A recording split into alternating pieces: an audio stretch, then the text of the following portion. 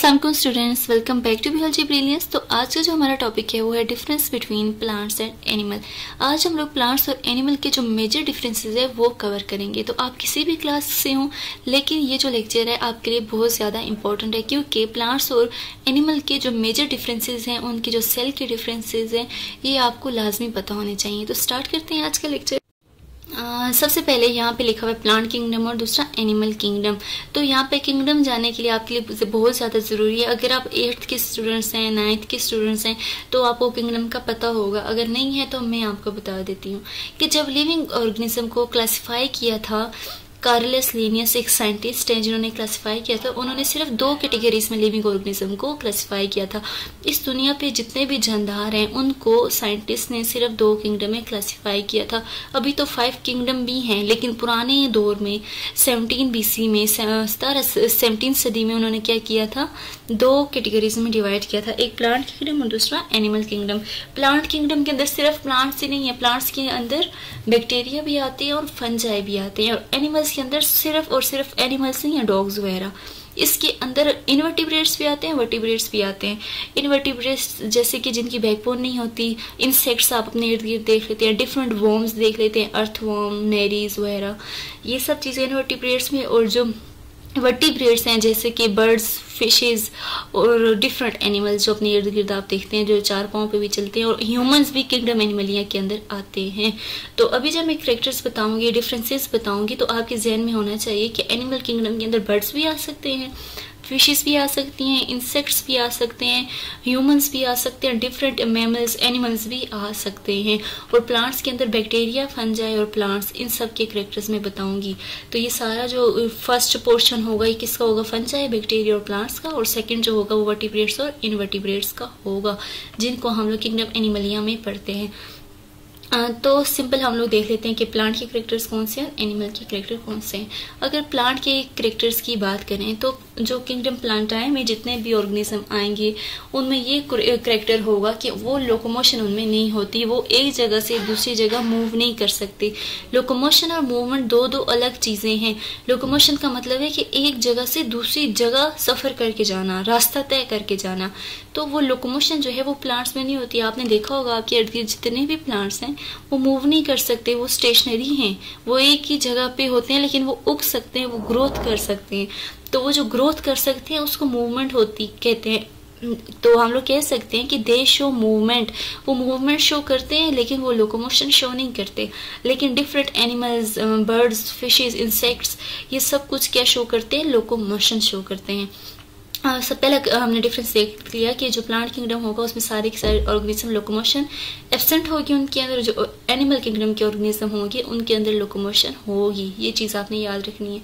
और सेकंड, जब plant kingdom की बात करें तो वो उनके अंदर फोटोसाइंसिस होगी।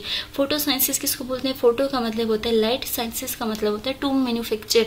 तो लाइट की प्रेजेंस में जब प्लांट्स या कोई भी बैक्टीरिया या फंजाई अपनी खुराक खुद बनाते हैं तो उसको बोलते हैं फोटोसाइंथिसिस। फोटोसाइंथिसिस, फोटो का मतलब होता है लाइट, साइंसिस टू मैन्युफैक्चर।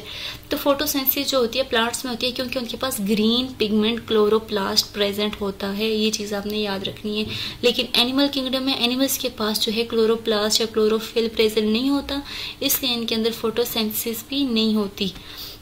और प्लांट्स जो है वो ऑटोट्रॉफ है, अपनी खुराक खुद बनाते हैं। मोड ऑफ न्यूट्रिशन मतलब कि उनका खाने का तरीका क्या है, तो वो क्या है, ऑटोट्रॉफिक हैं, वो अपनी खुराक खुद बनाते हैं। In the presence of sunlight, उनको हमें खाना नहीं देना पड़ता, ठीक है, वो अपने लिए जो फूड होते हैं वो खुद बनाते हैं। और ह्यूमंस या एनिमल्स ये क्या है, हेट्रोट्रॉफिक, ये अपनी खुराक अपनी बॉडी के अंदर खुद नहीं बना सकते।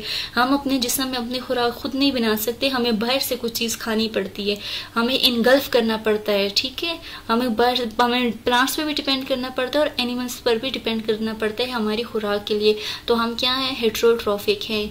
और जो नेक्स्ट डिफरेंस है वो ये है कि प्लांट के अंदर ना ही नर्वस सिस्टम होता है और ना ही एक्सक्रीटरी सिस्टम होता है।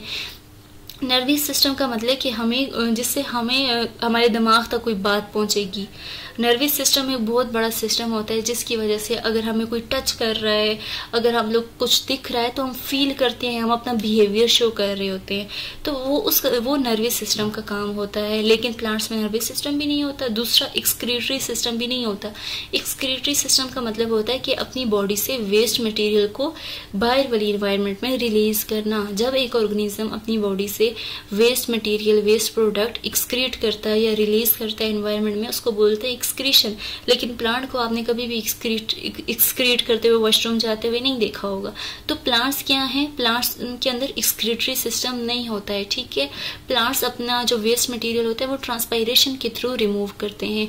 ट्रांसपायरेशन एक प्रोसेस होता है जिसकी वजह से प्लांट्स के लीव्स के ऊपर या स्टेम के ऊपर स्टोमेटा प्रेजेंट होता है। स्टोमेटा से एक्स्ट्रा वाटर जो होता है वो रिमूव हो जाता है।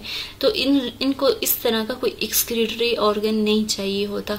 लेकिन अगर एनिमल्स की बात की जाए तो एनिमल्स, जैसे कि हमें पता है कि ह्यूमंस क्या हैं, अक्लो शऊर रखते हैं, वो दिमाग रखते हैं, वो फील करते हैं। अगर आप किसी बर्ड को भी के ऊपर भी पानी फेंकेंगे तो वो आगे से बिहेवियर शो करेगा, वो आगे से अपनी पोजीशन चेंज करेगा। या किसी भी आप फिशेस को टच करते हैं तो वो आगे से अपना बिहेवियर शो करेगा, ठीक है। लेकिन प्लांट्स नहीं करेंगे। तो बिहेवियर शो करेगा मतलब आगे से किसी भी एक्शन के ऊपर वो रिएक्ट करेंगे तो उनके पास क्या होगा, नर्वस सिस्टम होगा, वेल डिफाइंड नर्वस सिस्टम होगा।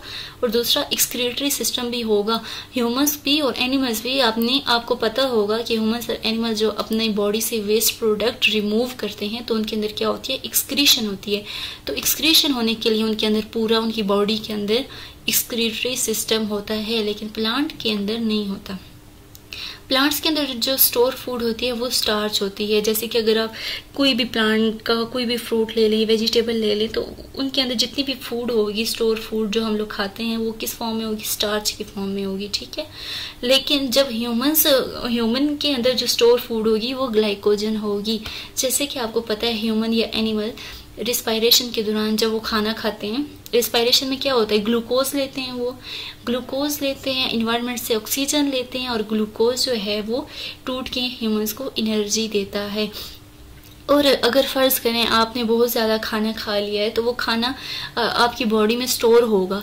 तो वो जब खाना या ग्लूकोज जब आपकी बॉडी में स्टोर होगा, स्टोर ग्लूकोज को बोलेंगे ग्लाइकोजन।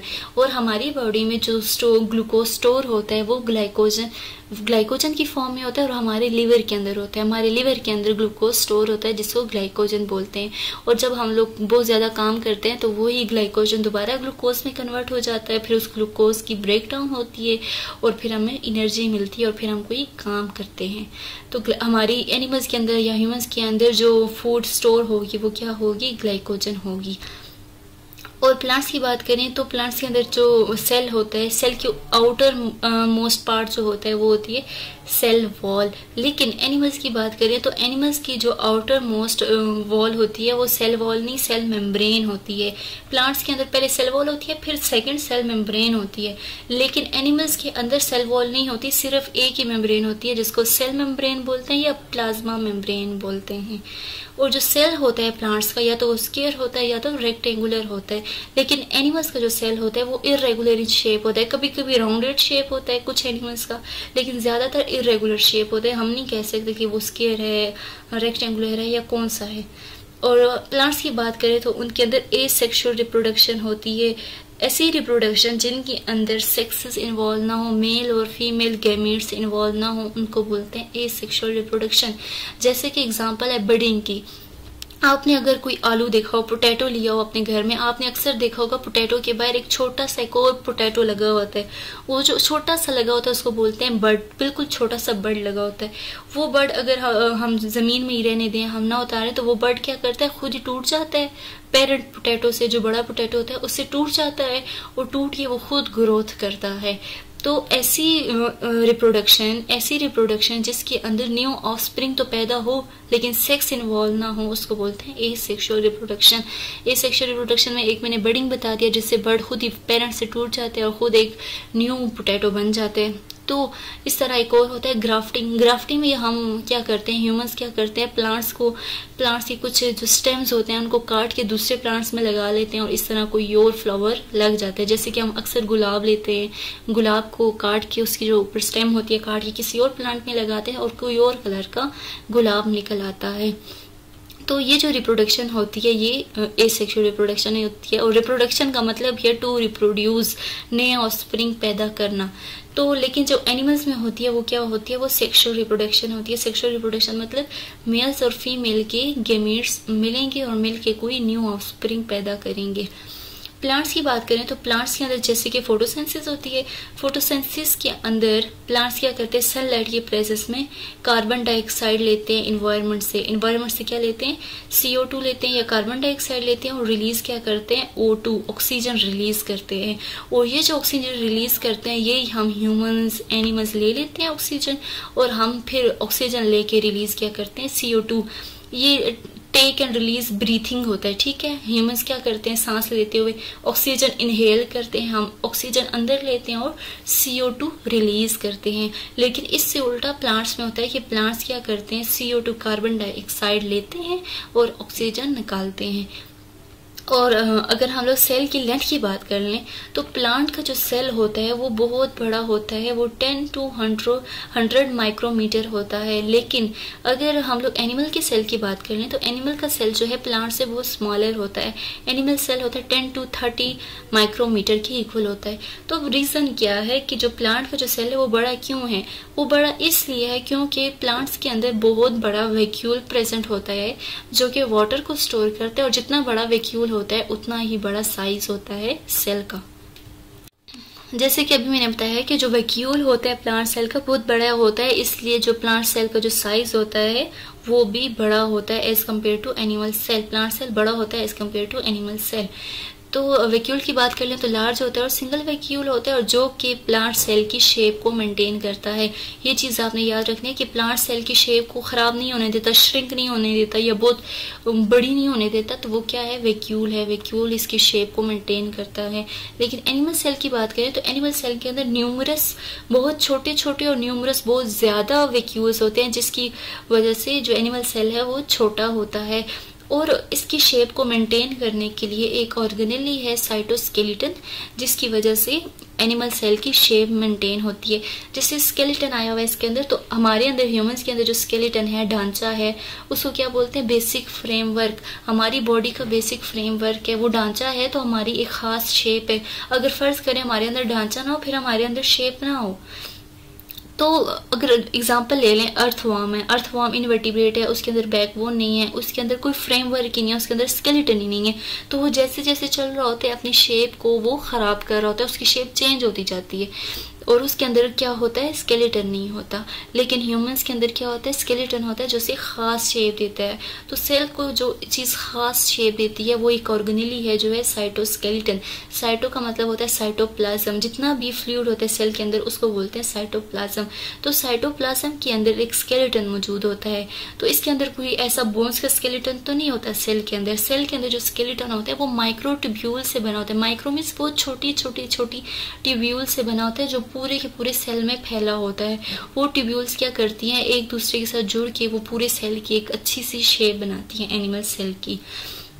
नेक्स्ट डिफरेंस देख लेते हैं कि प्लांट सेल के पास होता है क्लोरोप्लास्ट, ग्रीन पिगमेंट होता है जिसकी वजह से वो फोटोसिंथेसिस कर सकते हैं, लेकिन एनिमल सेल्स के अंदर क्लोरोप्लास्ट नहीं होता है। तो ये डायग्राम्स है, जैसे कि मैंने बताया रेक्टेंगुलर इन शेप होता है प्लांट सेल, लेकिन एनिमल सेल इरेगुलर होता है और ये अक्सर राउंडेड शेप होते हैं। सेकंड डिफरेंस हमने कहा था कि जो प्लांट सेल है उसकी जो आउटर मोस्ट मेम्ब्रेन है वो सेल वॉल है और इनर कौन सी है, सेल मेम्ब्रेन है। दोनों मेम्ब्रेन प्रेजेंट होती हैं। सेल मेम्ब्रेन को प्लाज्मा मेम्ब्रेन भी बोलते हैं।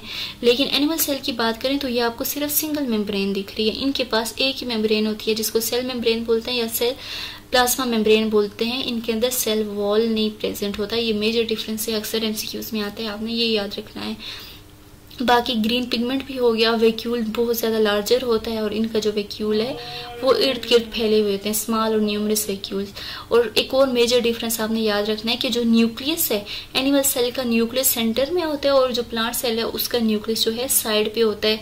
साइड पे होने का रीज़न भी अक्सर पेपर में पूछा जाता है। साइड पे ये न्यूक्लियस इसलिए है क्योंकि इसके पास एक बहुत बड़ा वैक्यूल है और वैक्यूल का काम क्या होता है कि ये वाटर स्टोर करता है। प्लांट्स का वैक्यूल इसलिए बड़ा होता है क्योंकि ये वाटर स्टोर करता है। ह्यूमंस को तो इतना ज़्यादा स्टोर वाटर की ज़रूरत नहीं होती, वो बार बार पी लेते हैं, लेकिन प्लांट को ज़रूरत होती है क्योंकि प्लांट तो खाना भी नहीं खाते, तो वो पानी से ही अपनी सारी कमियां पूरी करेंगे।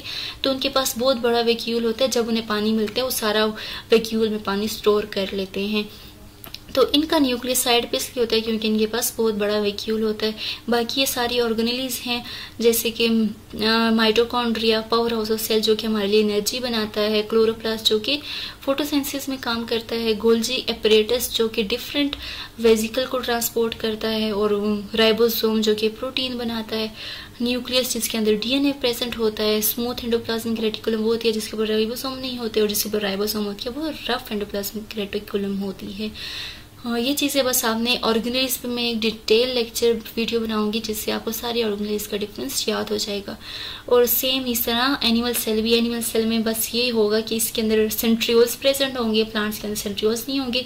माइक्रोट्यूब्यूल्स, मैंने कहा था कि जो साइटोस्केलेटन है वो माइक्रोट्यूब्यूल से बना है, तो ये जो माइक्रोट्यूब्यूल्स आपको दिख रही हैं ये साइटोस्केलेटन हैं जो कि एनिमल सेल के शेप को बना रहे हैं। इनके अंदर एक लार्ज न्यूक्लियस होगा, दरमियान में होगा, और वैक्यूल न्यूमरस होंगे जो कि पूरे सेल में फैले हुए होंगे। एक ही प्लाज्मा मेम्ब्रेन होगी। और ये जो ऊपर सबसे लिखा हुआ है पिनोसाइटोटिक, पिनोसाइटोटिक का मतलब है कि बाहर से जो भी वाटर आएगा सेल के अंदर तो इस साइड से आएगा। पिनो मीन होता है वाटर, और साइटोसिस मीन जब सेल अपने अंदर वाटर लेते हैं उसको बोलते हैं पिनोसाइटोसिस। तो इस सेल के अंदर एक पोर्शन है जिसके अंदर से वाटर जो है वो एनिमल सेल के अंदर जा रहा है। लाइजोसोम का काम होता है कि वो फूड को तोड़ते हैं, स्प्लिटिंग बॉडीज होती हैं जो कि फूड को तोड़ते हैं। और रफ मैंने बताया रफ वो होगी जिसके ऊपर राइबोसोम होंगे, स्मूथ वो होगी जिसके ऊपर राइबोसोम्स नहीं होंगे। तो यहीं तक था आज का लेक्चर, उम्मीद करती हूँ आपको समझ में आया होगा। अगर फिर भी कुछ चीज़ आपको समझ में नहीं आती है तो कमेंट में लाजमी पूछें।